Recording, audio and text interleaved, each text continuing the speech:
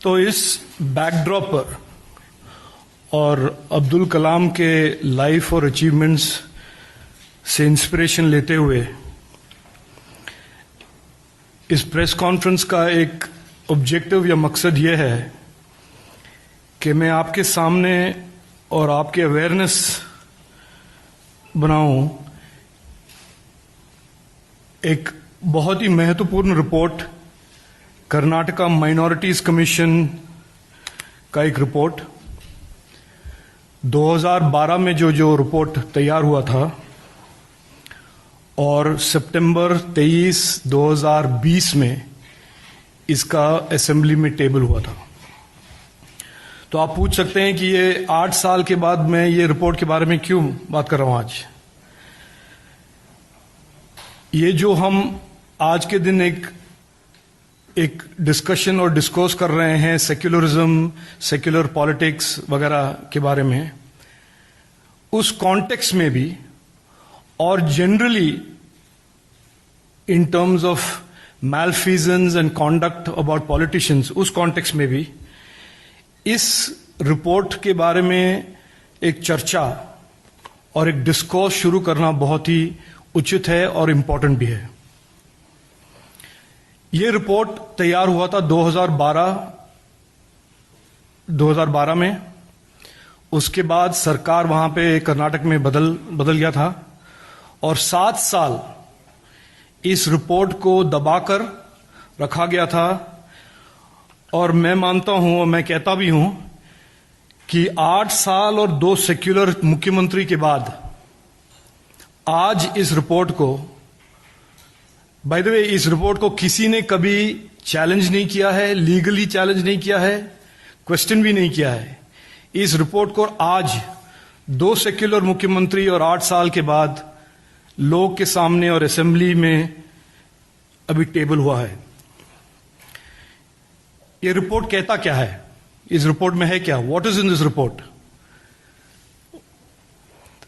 It is important to understand the background of Waqf and the tremendous significance about land that is donated to the waqf. जो land एक मुसलमान citizen वक्फ को donate करता है, he or she donates it ताकि उनके community के गरीब, मजबूर, ऑर्फन्स, ऐसे लोगों को उस प्रॉपर्टी से सहायता, सपोर्ट मिले। वक्फ का मतलब यह है that a pious Muslim donates his land instead of giving it to his family for the betterment of his community और हर community.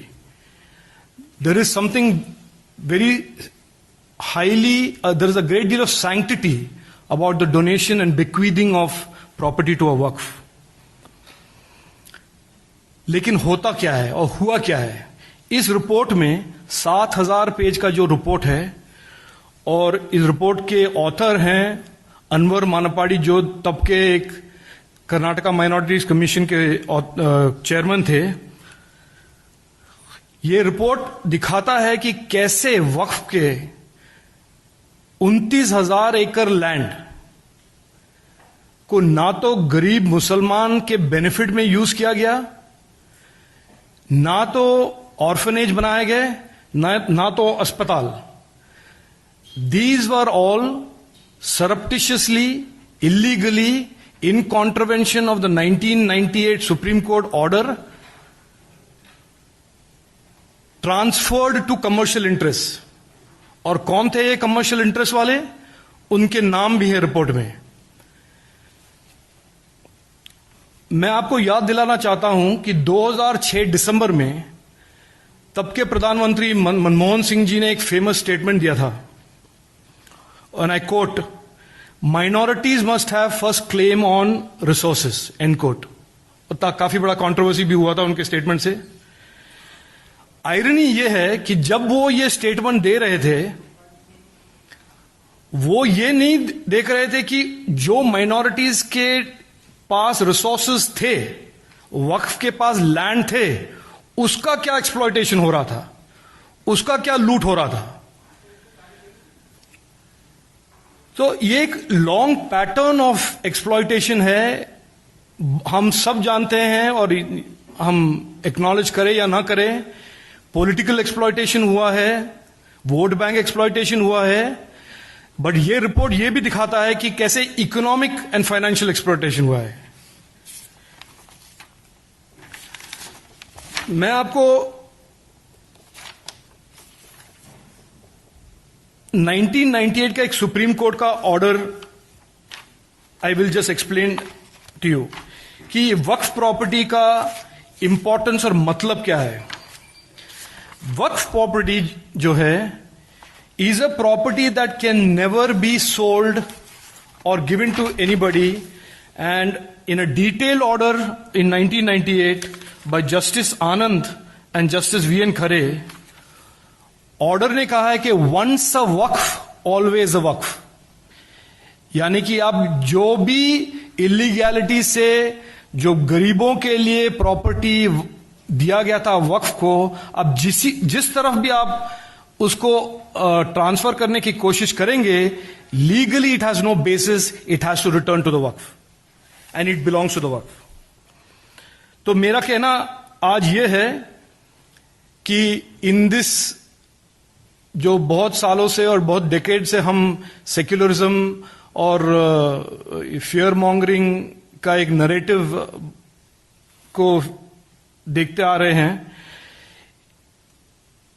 I want to make one simple point कि जो लोग, जब बीजेपी कहता है कि हम सबका साथ, सबका विकास और सबका विश्वास करना चाहते हैं, ऐसे पॉलिटिशियंस भी हैं देश में जो फियर मॉन्गरिंग और झूठ से डराते हैं माइनॉरिटीज को, लेकिन उन्हीं को एक्सप्लॉइट करते हैं and in a perverse kind of a way अपनों के साथ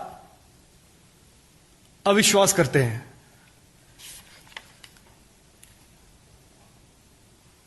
हमारा आज रिक्वेस्ट यह है कि ऐसा जो भी लैंड वक्फ का था, और वक्फ ने जहां पे भी वक्फ हो, कर्नाटका के वक्फ हो, महाराष्ट्र के हो, उत्तर प्रदेश के हो, एक तो इन्वेस्टिगेशन किया जाए।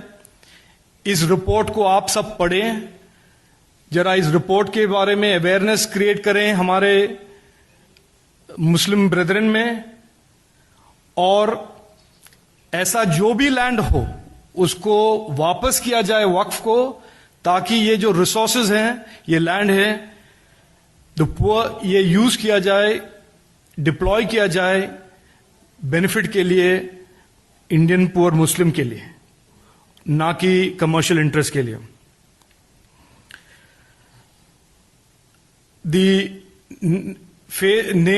these faceless, nameless citizens जिनके पास there is no voice and they have not been successful in preventing this loot, मैं आपको रिक्वेस्ट करता हूं कि आप मदद करें, इस इश्यू के अवेयरनेस को ज्यादा बढ़ाएं, ताकि स्टेट गवर्नमेंट्स या जो भी इन्वेस्टिगेटिव एजेंसीज हैं, सभी स्टेटों में ऐसे ट्रांजैक्शंस को इन्वेस्टिगेट करें और लैंड वापस हमारे जो पुअर मुस्लिम्स हैं उनके लिए ही यूज करें।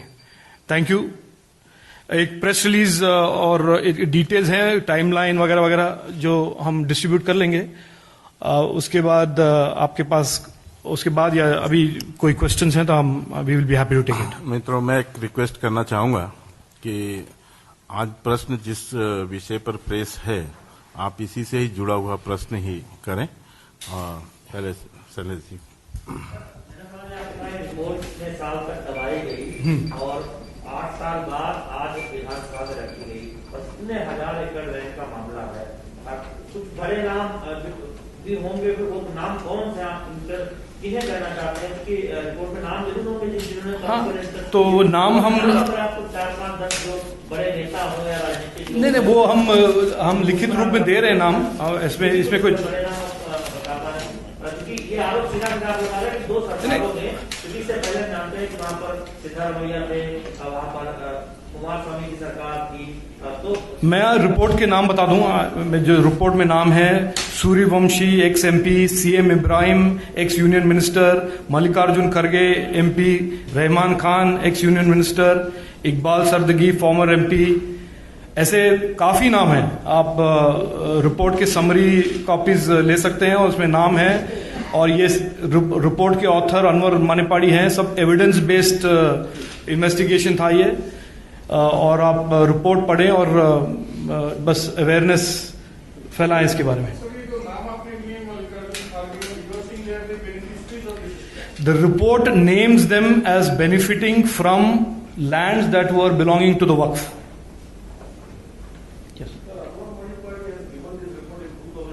Correct. Then there was a BJP government. Yes. Chandra was the CM. Yes. You took the name of both secular CMs. Yes. They came at 2013, mid 2013 Siddharamaiah came, and mid 2018 Kumaraswamy came. At the submission of this report, your government was there. Yes. Why they don't take any action?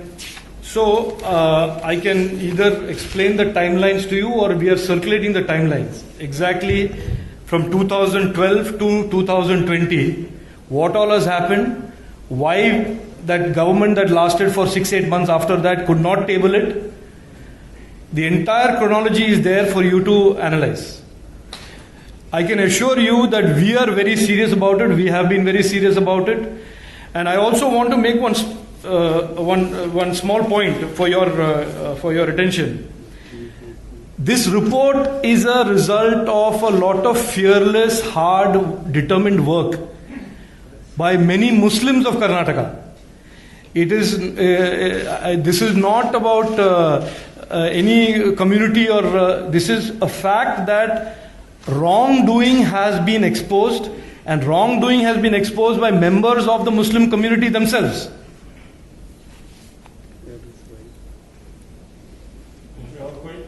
Okay. Thank you. Yes.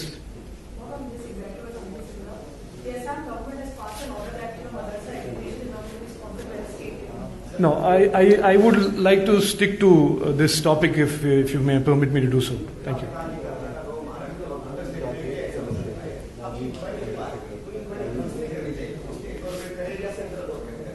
नहीं, देखिए, हम BJP के प्रवक्ता हैं। हम तो यही मांगेंगे कि स्टेट गवर्नमेंट्स करें।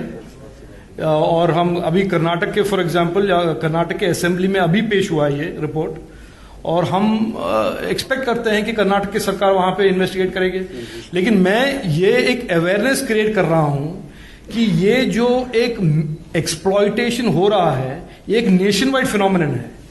और जो गरीब मुसलमान हैं और गरीब वॉइसलेस मुसलमान हैं, they are not able to challenge these vested interest जो इतने सारे प्राइम प्रॉपर्टीज। अच्छा, मैं अब कैलकुलेशन बताऊं आपको। ये जो 29,000 एकर्स के लैंड है कर्नाटका में, अगर मैं पर कैपिटा गरीब मुसलमान फैमिलीज पे डिवाइड करूं, it means almost 55 to 60,000 rupees per poor Muslim family of Karnataka. आप समझे?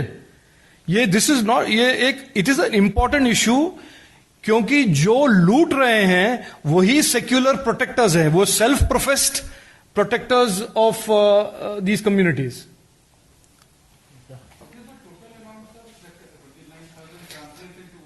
The 2 lakh crores estimated is what the report says, but in 2012 value, तो 2012 और आज में उस प्रॉपर्टी का वैल्यू तो बड़ा ही होगा। और टोटल वक्फ के पास, कर्नाटका वक्फ के पास प्रॉपर्टीज हैं 54,000 crore, 54,000 crore, of which 29,000 crores has been found to being illegally given away.